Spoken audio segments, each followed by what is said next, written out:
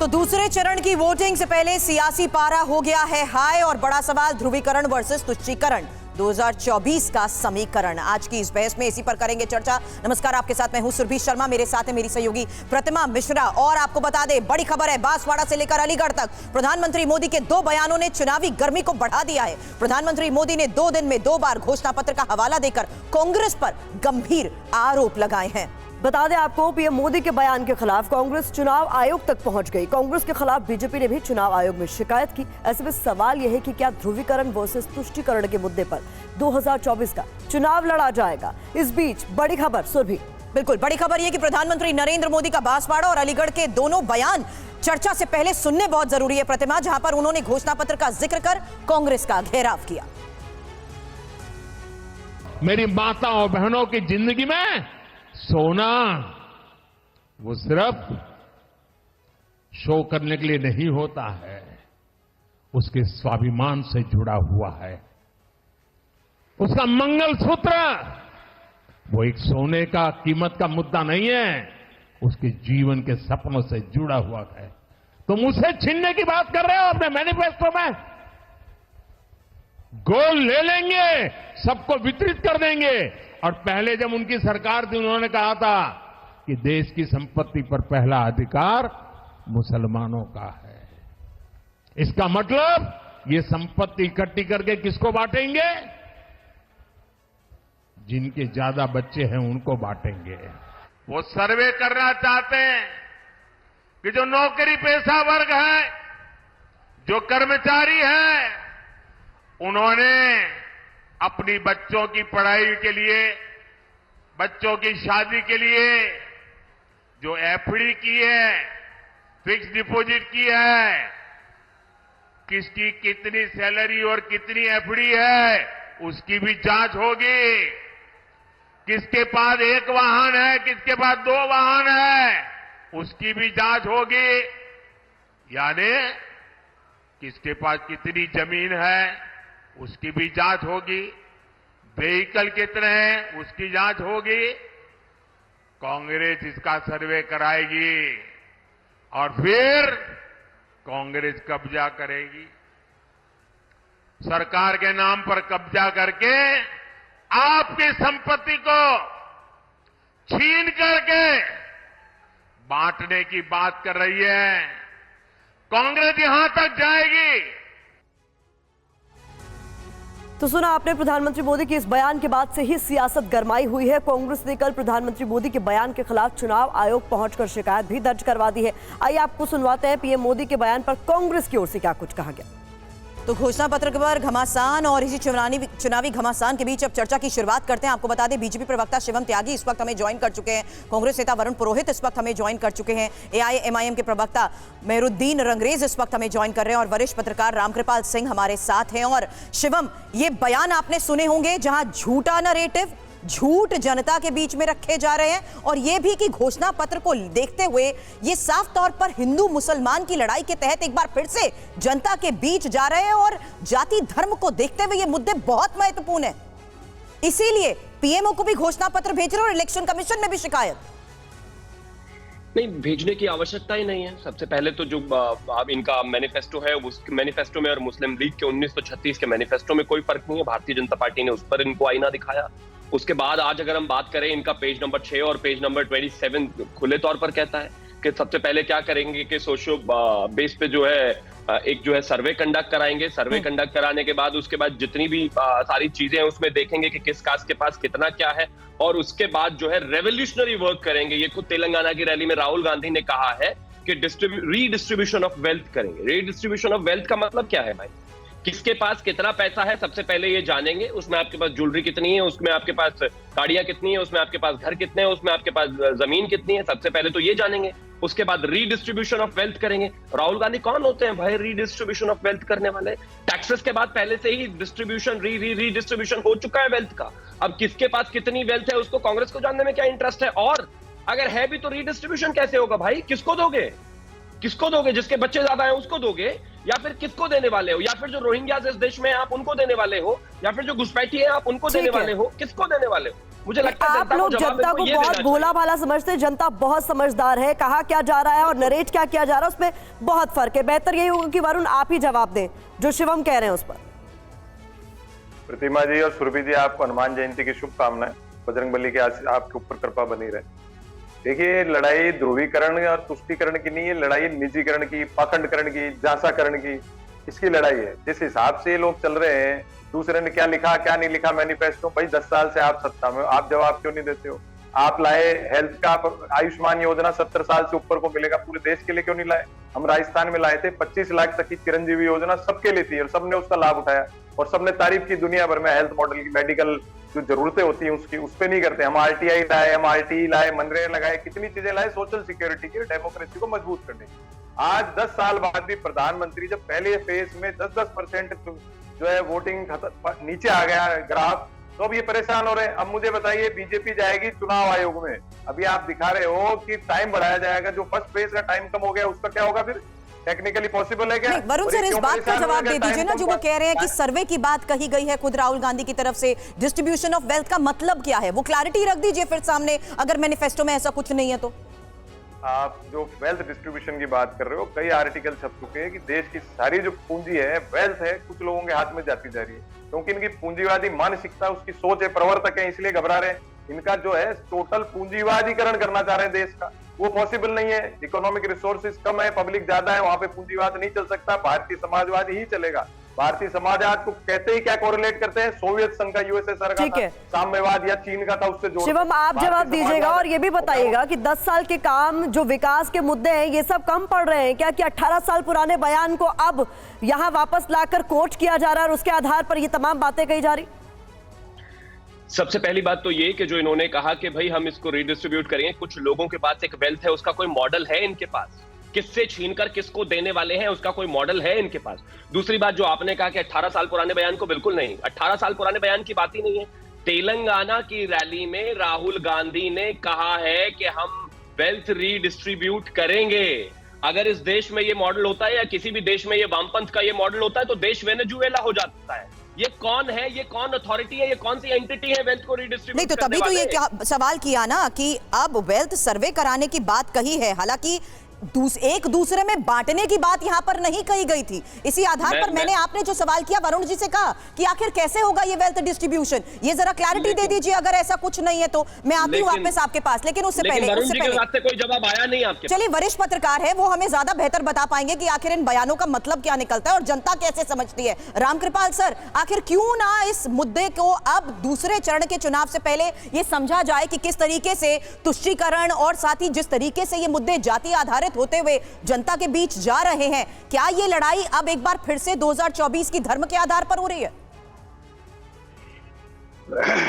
देखिए, मैं ईमानदारी से कह रहा हूं कि दोनों तरफ से ऐसा लग रहा है, चाहे वो सत्ता पक्ष हो चाहे विपक्ष, एक जो होता है ना कि वोट किसी भी कीमत पर, उसके लिए चाहे जो भी कीमत चुकानी पड़े, चाहे तिल का ताड़ बनाना पड़े, यही कांग्रेस के मैनिफेस्टो ने किया है और यही पलट करके अब जो है बीजेपी कर रही है जी। आपने उनके मैनिफेस्टो में अभी जो त्यागी जी कह रहे थे, एक ही शब्द को मैं पूछूंगा कि जिसने भी लिखा है कि संपदा का पुनर्वितरण, अगर आप वितरण करते हैं तो किसी से लेकर के किसी को देना ही होता है। वितरण का मतलब और क्या होता है? समुद्र में तो नहीं फेंकेंगे ना ले जाके, किसी न किसी को देंगे।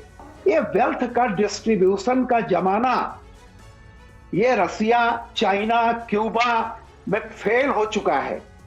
चाइना में माओ से तुंग के जमाने में ही तेंग साओफेंग ने कह दिया था कि पूंजीवाद एकमात्र रास्ता है। अगर, क्योंकि अब दुनिया में कोई भी पार्टी आएगी उसको नारा ये देना है रिवॉल्यूशन नहीं इवोल्यूशन, उसको नारा देना है डिस्ट्रीब्यूशन नहीं वेल्थ क्रिएशन। अगर कहीं से कोई इनइक्वालिटी कोई दूर कर सकता है तो creating the wealth, not distributing the wealth. ये जो राहुल गांधी ने एक बहुत बड़ा ब्लंडर किया, जिसने भी किया हो, मैनिफेस्टो में राहुल गांधी को नहीं कहता, उसके बाद राहुल गांधी ने जो चुनावी सभा की, उन्होंने कहा कि पहले एक्सरे करवाएंगे, यानी किसके पास क्या है, उसके बाद हम रामकृपाल क्रांति सर, करेंगे। जिस बात का आप अरे जिक्र कर क्रांति रहे हैं का ना, मतलब यही होता जिस है। बात का आप जिक्र कर रहे हैं, आखिरकार वो कौन सा बयान था जिसको लेकर पूरा विवाद हुआ है, उस पर आप अपनी बात रखिएगा। दरअसल प्रधानमंत्री मोदी को कांग्रेस पर यह हमला करने का मौका राहुल गांधी के एक बयान से मिला, जो उन्होंने 6 अप्रैल को तेलंगाना की चुनावी सभा में दिया। पहले वो बयान सुनिए कि राहुल गांधी ने आखिरकार कहा क्या था। हमने वायदा किया है कि जैसे ही हमारी सरकार आएगी, जो हमने तेलंगाना में किया, जाति जनगणना को हम पूरे देश में इंप्लीमेंट कर देंगे। पिछड़े वर्ग को, दलितों को, आदिवासियों को, गरीब जनरल कास्ट के लोगों को, माइनॉरिटीज को पता लग जाएगा कि इस देश में उनकी भागीदारी कितनी है। इसके बाद हम फाइनेंशियल और इंस्टीट्यूशनल सर्वे करेंगे, यह पता लगाएंगे कि हिंदुस्तान का धन किसके हाथों में है, कौन से वर्ग के हाथ में है। और इस ऐतिहासिक कदम के बाद हम क्रांतिकारी काम शुरू करेंगे। जो आपका हक बनता है वो हम आपके लिए आपको देने का काम करेंगे। रामकृपाल सर, अब इसी बयान का जरा अर्थ समझा दीजिए। जी नहीं, मैं ये देखिए, सीधा सीधा उनका बयान यही है। हाँ। जो रसिया में क्रांति हुई थी, जो कम्युनिस्ट क्रांतियां हुई थी, उसमें यही था कि संपदा का पुनर्वितरण होगा। और उसके बाद इसीलिए वो फेल हुई, क्योंकि उन क्रांतियों में कहीं भी ये नहीं था कि वेल्थ क्रिएट करके हम इनइक्वालिटी को दूर करेंगे, उसमें रीडिस्ट्रीब्यूशन करके। नतीजा क्या हो गया? रसिया फेल हो गया। अभी जो हमारे मित्र कह रहे थे कि भारतीय समाजवाद, मुझे बताइए ना, भारतीय समाजवाद क्या है भाई? नेहरू जी रसिया को फॉलो किए, यहाँ पर सीपीएम जो है वो कम्युनिस्ट, वो चाइनीज मॉडल को बात करती रही। लोहिया जी थे जो भारतीय मॉडल की बात कर रहे थे, तो ये तो कांग्रेस ने कभी उसको माना नहीं। और इंदिरा जी ने कहा था, जाति पर न पात पर, इंदिरा की बात पर मोहर लगेगी हाथ पर। आप वहां से 90 डिग्री एकदम टर्न ले रहे हैं। तो जब आप कहीं न कहीं चिंगारी छोड़ेंगे तो धुआं निकलेगा। वो तिल का तार कोई बनाएगा, तिल तो आप ही ने रखा ना। ठीक है, मतलब ये मुद्दा खुद ही दिया गया है, पॉलिटिकल पार्टीज ने ये जो बहस का मुद्दा है ये खुद ही दिया है। लेकिन इस बीच देखिए, मैं मेहरुद्दीन साहब आपका रुख करूं उससे पहले बता देते हैं, प्रधानमंत्री मोदी के बयान पर ओवैसी ने भी जवाब दिया। असदुद्दीन ओवैसी ने इस पूरे मामले पर कहा है कि मुस्लिमों के बच्चे पर प्रधानमंत्री मोदी झूठ बोल रहे हैं, ये उनकी पुरानी आदत है। वैसे नहीं कहते हुए हमला बोला है, हमारी बेटियों का फर्टिलिटी रेट कम है। अब ये कहने की क्या नौबत आन पड़ी कि फर्टिलिटी रेट कम है? मेहरुद्दीन साहब,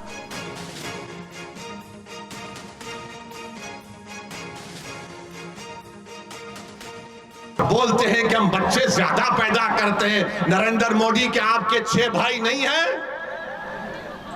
अमित शाह की 6 बहनें नहीं हैं?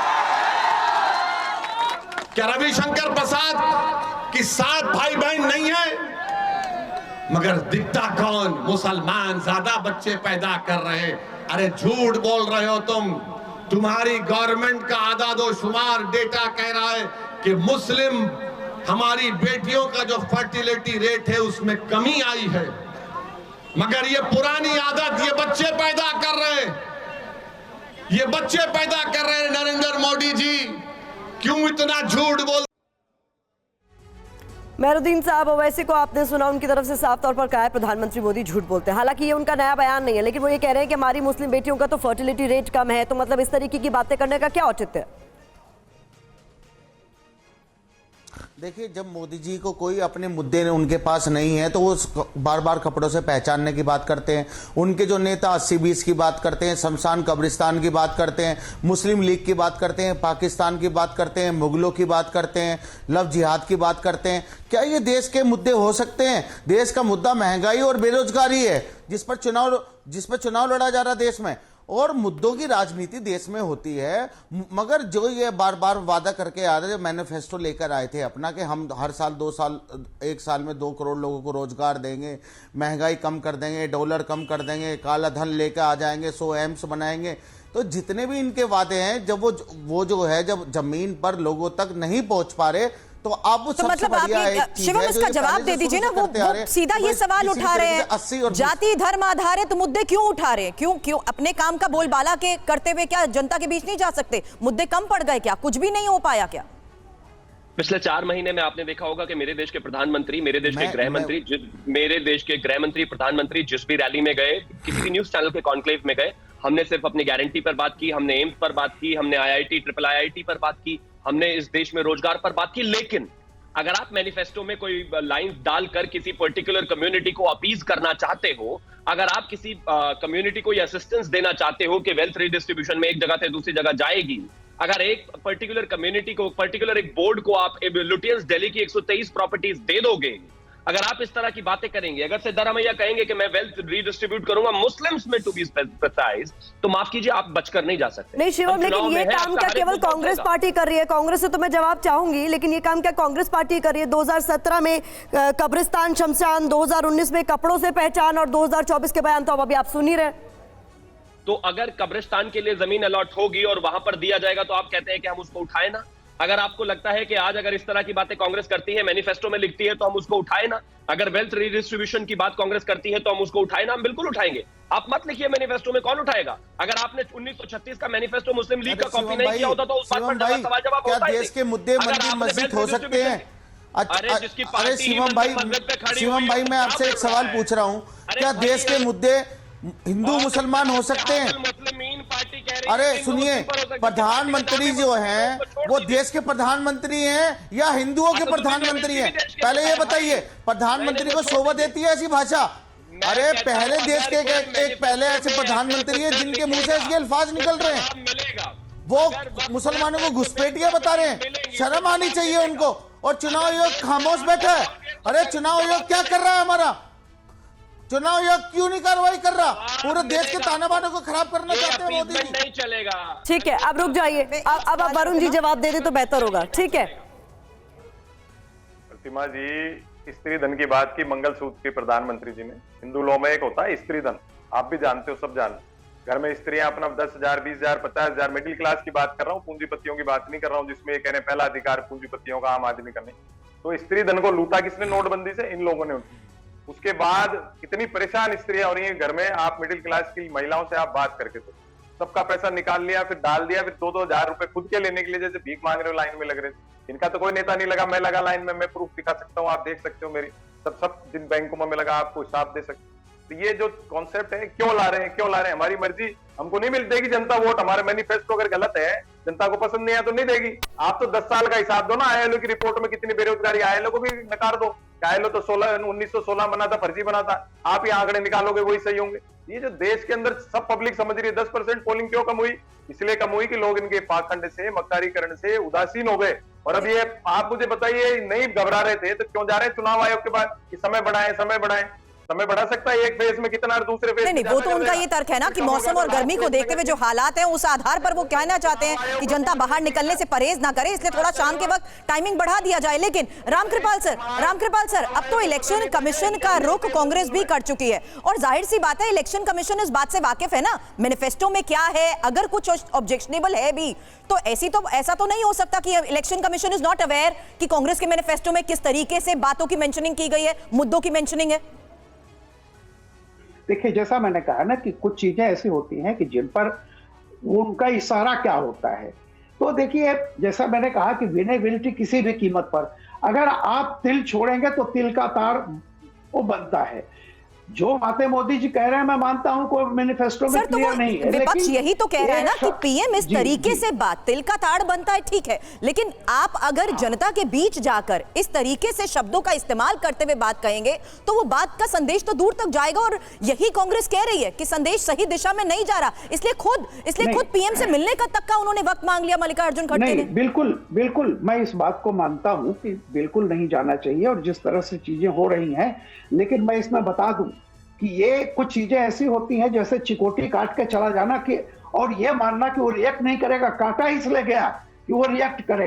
किसी भी मैनिफेस्टो में आजादी के बाद से आज तक बता दीजिए, कांग्रेस के किसी मैनिफेस्टो में संपत्ति का पुनर्वितरण कभी आया हो तो बता दीजिए। ये पहली बार। और उस पर राहुल गांधी जाके कह रहे हैं कि उसके बाद मैं क्रांति शुरू करूंगा। तो कोई ना कोई उसका मतलब तो निकालेगा ना। आप किसकी संपत्ति छीनेंगे बताइए? क्या आप उद्योगपतियों की संपत्ति छीनेंगे? मध्य वर्ग की संपत्ति नहीं छीनेंगे। किसको रिडिस्ट्रीब्यूट करेंगे? जमीन को, मकान को, सोने को, यही तो संपत्ति होती है, यही संपदा होता है। किसका डिस्ट्रीब्यूट करेंगे? वही होता है, कंकड़ मार के भाग जाइए। अब आप पहले कांग्रेस को भी एक्सप्लेन करना चाहिए कि क्या मतलब आपका है, और उसमें माइनॉरिटी शब्द उन्होंने कहा है, ऐसा मुसलमान शब्द नहीं कहा है, ठीक है, लेकिन गरीब, दलित और माइनॉरिटी सबको कहा है। वरुण पुरोहित जी, आप बेहतर जानते होंगे, कांग्रेस के आप नेता हैं, कि मनमोहन सिंह के जिस बयान की चर्चा भी होने लगी 2006 का वो बयान, उस पर भी क्लैरिटी देनी पड़ी थी। तो यहाँ पर भी क्लैरिटी देने में दिक्कत तो नहीं होनी चाहिए कि माइनॉरिटी से मतलब क्या है या सर्वे कराने से मतलब क्या है? अपनी बात साफ साफ रखिए। साफ ही रख रहे हैं प्रतिमा जी। सर्वे होता है जब आपके घर घर जनगणना के लिए आते हैं तो आपके पास कितने टीवी है, कितनी कार है, भराते हैं कि नहीं भराते हैं? इसमें कौन सा ये ह्यू एंड क्राई इसलिए मचा रहे हैं। मैंने आपको कहा ना कि पहले फेस में इनको पता लग गया, जनता इनके पास जा ही नहीं रही है, निराश हो गई है, वोट नहीं देने जा रहे। मैं अगर टीवी पे बोलना नहीं चाहता, अब मैं उसको क्या एक्सप्लेन करूं? मेरी मदर तो देखिए गुरुजी गोलवेलकर के जमाने से उनकी वो है, तो वो उनको मैंने कहा, जोधपुर जा रही थी वोटिंग वाले दिन, मेरी सिस्टर गाड़ी लेके आई, शिवम जी सुन लो, मैंने कहा वोट तो देते जाओ, सामने बोले नहीं मुझे नहीं देना इन किसी को, क्योंकि आप लोगों ने पाखंडवाद कर दिया। जिन पे भ्रष्टाचार का आरोप लगाते थे आप अपनी पार्टी में लाके उपकृत कर दिया।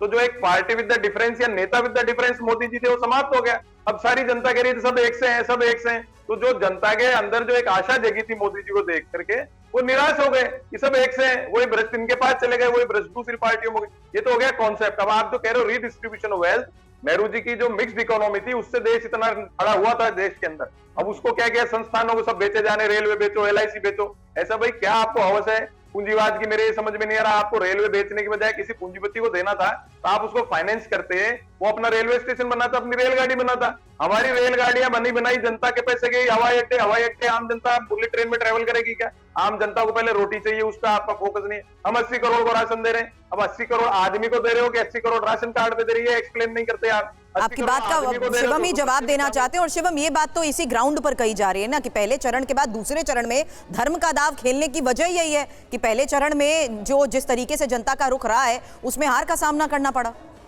हालांकि नतीजे तो अभी 4 जून को आएंगे, इंतजार नहीं है, लेकिन फिर भी अपने स्तर पर। Thank you. बस 1 मिनट इसी तरीके से अनइंटरप्टेड दे देना। सबसे पहले मुझे नहीं पता विनिवेश का मतलब बेचना कब से हो गया। LIC के शेयर्स देख लीजिए किस तरीके से आप जैसे प्रोपेगेंडा धारियों ने एजेंडा फैलाया था कि किस तरीके से LIC को बेच दिया, क्या हाल है, SBI को बेच दिया, क्या हाल है, ऑल टाइम हाई पर है भाई, जेल वेल सब वहीं पर है। विनिवेश कब से बेचना हो गया मुझे नहीं पता। आप ये कौन सी तरह के इकोनॉमिस्ट हैं? दूसरी बात, मुझे शक आप पर पहले से ही था कि आप जब भी बोलते हैं भारतीय जनता पार्टी की वोट बढ़ा देते हैं, लेकिन आज आपने साबित भी कर दिया कि आप खुद ही संघी हैं। खैर बहुत बहुत शुभकामनाएं, हर व्यक्ति को संघी होना भी चाहिए। अब तीसरी बात पर आता हूं। आपने जो कहा कि विनिवेश जो रीडिस्ट्रीब्यूशन ऑफ हेल्थ है, अभी तक एक जवाब नहीं दिया है आपने। मैं फिर से यही कहना चाहता हूं, ये रीडिस्ट्रीब्यूशन का मॉडल इस देश में छोड़िए, दुनिया में जहां जहां वेनेजुएला जैसे देश गए वो बर्बाद हो गए। अब तीसरी बात, क्या पैमाना होगा भाई किसी से भी वेल्थ लेने का? क्या पैमाना होगा? कल आप मान लीजिए किसी भी बिजनेसमैन के घर में घुस जाते हैं, कहते हैं इसके तो पास जो है गलत तरह का धन है, क्या पैमाना होगा? इसको विनिवेश कहां, उसको बांटेंगे कहां, रिडिस्ट्रीब्यूट किसको करेंगे? अभी तक कोई सवाल नहीं आया, जवाब नहीं आया। और एक और चीज मैं कहना चाहता हूं, अंततः बात साफ है, इस देश में जिस तरीके से 5 अप्रैल 2014 को चुनाव से सही 5 दिन पहले 123 प्रॉपर्टी लुटियंस दिल्ली में वक्फ बोर्ड को दे दी गई माइनॉरिटीज के नाम पर। दलितों को कितनी दी आपने? आदिवासियों को कितनी दी आपने? जैन को कितनी दी? बौद्ध को कितनी दी? सिखों को कितनी दी? नहीं दी भाई, दी तो मुसलमानों को दी। और आज जब आप सवाल पूछते हैं कि आप ज्यादा बच्चों वालों को दोगे तो आपको दर्द होता है, क्योंकि आपके DNA में ये है भाई। इस पर जवाब दीजिए। एंड मैं फिर से वही कहना चाहता हूं, ये जो रीडिस्ट्रीब्यूशन की आप बात करते हैं, ये किसको देंगे, क्या पैमाना होगा, किस तरीके से इंस्टीट्यूशनलाइज सर्वे आप कराएंगे, किस तरीके से फाइनेंशियल सर्वे, इंस्टीट्यूशनलाइज सर्वे क्या होता है भाई, हमें भी बता दीजिए, देश समझना चाहता है आपसे। वरुण जी जल्दी जवाब दे दीजिए, उसके बाद मुझे मेहरुद्दीन रंगरेज के पास भी जाना होगा इसका जवाब लेने के लिए। गुरबी जी इन्होंने कहा मैं संघी, भाई मेरी मदर अगर मान लो पसंद करती है उनको तो उनकी बात है। मेरे पिताजी कांग्रेस में थे, बाबूजी कांग्रेस में थे, मैं कांग्रेस में, तो भाई ये क्या बात है? ये तो डेमोक्रेसी है, सबके अलग अलग सोच है। ये क्या चाहते हैं सारे परिवार सब वो हो जाए? खैर इनको समझ नहीं आएगी बातें, क्यों स्लीपर सेल हो जाते हैं, इनका ब्रेन जो है ना वॉश कर दिया जाता है। देखिए बार बार ये रीडिस्ट्रीब्यूशन की बात करें, मिक्स्ड इकोनॉमी क्या होती है, पब्लिक और प्राइवेट इकोनॉमी साथ चलती है। तो पूरी दुनिया में जैसे रामकृपाल सिंह जी ने एग्जांपल दिया है सोवियत संघ का, और उधर US का एग्जांपल, दोनों के एग्जांपल है। लेकिन नेहरू जी ने चयन किया मिक्स्ड इकोनॉमी का। सारे नेता जो पूर्वज थे उन्होंने क्यों चयन किया मिक्स्ड इकोनॉमी का? जो है मिक्स्ड इकोनॉमी होगी तो बैलेंस रहेगी और उसी हिसाब से देश चला। फिर जब इकोनॉमिक लिबरलाइजेशन की जो बात कर रहे हैं, विनिवेश की, मनमोहन सिंह जी की आर्थिक जी वरुण जी, आप अपना जवाब पूरा कीजिएगा। इस बीच एक बड़ी खबर बता दें पहले। इस वक्त की बड़ी खबर यह है कि कांग्रेस पर अमित शाह का नया हमला। तुष्टीकरण की राजनीति करती है कांग्रेस, अमित शाह ये कह रहे हैं। बीजेपी तुष्टीकरण के खिलाफ है, मोदी के विकास के एजेंडे से कांग्रेस को तकलीफ पहुंचती है। ये तमाम बातें उनकी तरफ से कही गई, जरा सुनिए। दशक से कांग्रेस ने अपनी अपीसमेंट की पॉलिटिक्स को चुनाव जीतने का हथियार बनाया। इसके खिलाफ हम सालों से संघर्ष कर रहे थे। 2014 से नरेंद्र मोदी जी ने डेवलपमेंट का एजेंडा जनमानस के बीच में सेट भी किया और उसके आधार पर चुनावों की देश में शुरुआत हुई। कांग्रेस को बहुत तकलीफ पड़ रही है डेवलपमेंट के एजेंडे पर, विकास के एजेंडे पर चुनाव लड़ने में। लगातार वो पराजित हो रही है। फिर से एक बार अपीसमेंट की पॉलिसी के आधार पर वो आगे बढ़ना चाहती हैं। चिदम्बरम ये नहीं कहते हैं कि सीएए में क्या बुराई है, हम सीएए हटा देंगे। क्यों हटाना है? क्योंकि उनको अपनी माइनॉरिटी की पॉलिटिक्स करनी है, माइनॉरिटी वोट बैंक को मजबूत करनी है। भारतीय जनता पार्टी अपने सिद्धांतों पर अटल है। हम किसी के साथ अन्याय नहीं करेंगे, सबके साथ न्याय करेंगे, परंतु तुष्टीकरण भी किसी का नहीं करेंगे। इस नीति पर हम आगे बढ़ रहे हैं और सीएए से इस देश में बहुत बड़ी तादाद में पड़ोसी देशों से आए हुए रिलीजियस माइनॉरिटी, हिंदू, बौद्ध, जैन, सिख, इस सभी को नागरिकता मिलती है, सुरक्षा मिलती है। मैं नहीं समझता इससे कांग्रेस को क्या आपत्ति है। सीएए से किसी का नागरिकता जाना नहीं है, ये भ्रांति फैला रहे हैं और अपीसमेंट की पॉलिटिक्स कर कर चुनाव जीतना चाहते हैं। मैं चिदम्बरम साहब को इतना ही कहना चाहता हूं कि आपका ये इरादा कभी पूरा नहीं होने वाला है। देश की जनता अब कांग्रेस पार्टी को भली भांति जान चुकी है। जहां तक 3 कानून का सवाल है, चिदम्बरम स्वयं कमेटी में थे। उन्होंने कई बार ये 3 कानूनों के बारे में कमेटी में चर्चा करते वक्त काफी अच्छे सुझाव भी दिए, सराहना भी की। 3 कानून से देश की क्रिमिनल जस्टिस सिस्टम दुनिया में सबसे आधुनिक बनेगी और 3 साल में ज्यादा से ज्यादा हर एक व्यक्ति को न्याय मिलेगा। कांग्रेस नहीं चाहती कि इनके सामने जो करप्शन के मुद्दे हैं, करप्शन के केस हैं, वो कभी भी अंजाम तक पहुंचे। उनको न्याय लंबित हो उसमें इंटरेस्ट है। मगर भारतीय जनता पार्टी की पॉलिसी स्पष्ट है, नरेंद्र मोदी जी की पॉलिसी स्पष्ट है। हर नागरिक का कम से कम समय में न्याय पाने का संवैधानिक अधिकार है, वो देने के लिए हम कटिबद्ध है। और अंग्रेज साहब, आपके पास आती हूँ। वरुण जी, सीधी बात कह रहे हैं, अपने वोट बैंक को खुश करने के लिए तुष्टीकरण किया जाता है कांग्रेस की तरफ से। सुरभि जी, आप मुझे बताओ, कोई भी जिसका आईक्यू लेवल सही होगा वो इनके ट्रैप में क्यों फंसेगा? 15% वोट लेने के लिए हम खाली मुसलमान करेंगे, हिंदुओं के वोट नहीं चाहिए। इतनी मूर्ख है कांग्रेस पार्टी। ये एक नैरेटिव क्रिएट करना चाह रहे हैं कि हिंदू वोट सारे इनको मिले और बाकी पार्टी सब मुसलमान 15 वोट में हो जाए। ऐसा ही माहौल बनाने के लिए करें। मैंने कहा फर्स्ट फेज के बाद घबरा गए, नाम ले रहे कांग्रेस घबराई। कांग्रेस क्यों घबरा गई? कांग्रेस की तो जो स्थिति है सबको पता है, रामकृपाल सिंह जी को पता है कांग्रेस की स्थिति क्या है इस समय। लेकिन इनकी जो अंग्रेज साहब, जल्दी से एक छोटा सा जवाब दे दीजिए। मैं जानती हूँ आप इंतजार कर रहे हैं। भेदभाव की बात और इस नैरेटिव के साथ तो जनता के बीच आप जाते हैं, वो तो साफ तौर पर कहते हैं कि हम तो कोई भेदभाव करते ही नहीं। मणिपुर में देख लेना क्या न्याय हो रहा था। मध्य प्रदेश में इतनी महिलाएं गायब, वो बोलती है। वरुण जी रुकिए, अंग्रेज साहब से पूछा का जो नारा था इनका, वो देख लीजिए कैसे खोखला नारा आ रहा है। और दूसरा, भाजपा की टीम में अभी तक एक भी मुसलमान ना तो कोई सांसद है, ना कोई विधायक है, ना कोई मिनिस्टर है। तो ये दिखाता है। और कैसे ये जो है सच्चर कमेटी की सिफारिश को भी लागू नहीं कर पाए 2014 से लेकर अभी तक का, जो इन्होंने वादा किया था कि सच्चर कमेटी भी हम जो है उसको सिफारिशों को लागू करेंगे। मुसलमानों को बिल्कुल पिछड़ा बना देने के लिए भाजपा और दरकिनार करने के लिए राजनीति में ऐसा प्रोपेगेंडा जोड़ती है कि लव जिहाद से लेकर सारे मुद्दों को मुसलमान से जोड़ के देखा जाता है। घुसपैठियों की बात हो रही है तो मोदी जी के परिवार में 6 लोग हैं, अमित शाह के परिवार में 5 लोग हैं, और जो मोहन भागवत जी है उनके परिवार में 5 लोग हैं। तो क्या सारी आबादी मुसलमान ही बढ़ा रहा है? और जबकि मुसलमानों का लोकसभा चुनाव में इस बार भी तस्वीर वैसी ही नजर आ रही है जैसे पिछले कई चुनावों में देखी गई है। मुद्दों पर बात नहीं हो रही है, लेकिन धर्म की सियासत एक बार फिर से शुरू हो गई है। तमाम आप सभी खास मेहमानों को हमारे साथ इस चर्चा में शामिल होने के लिए बहुत बहुत शुक्रिया।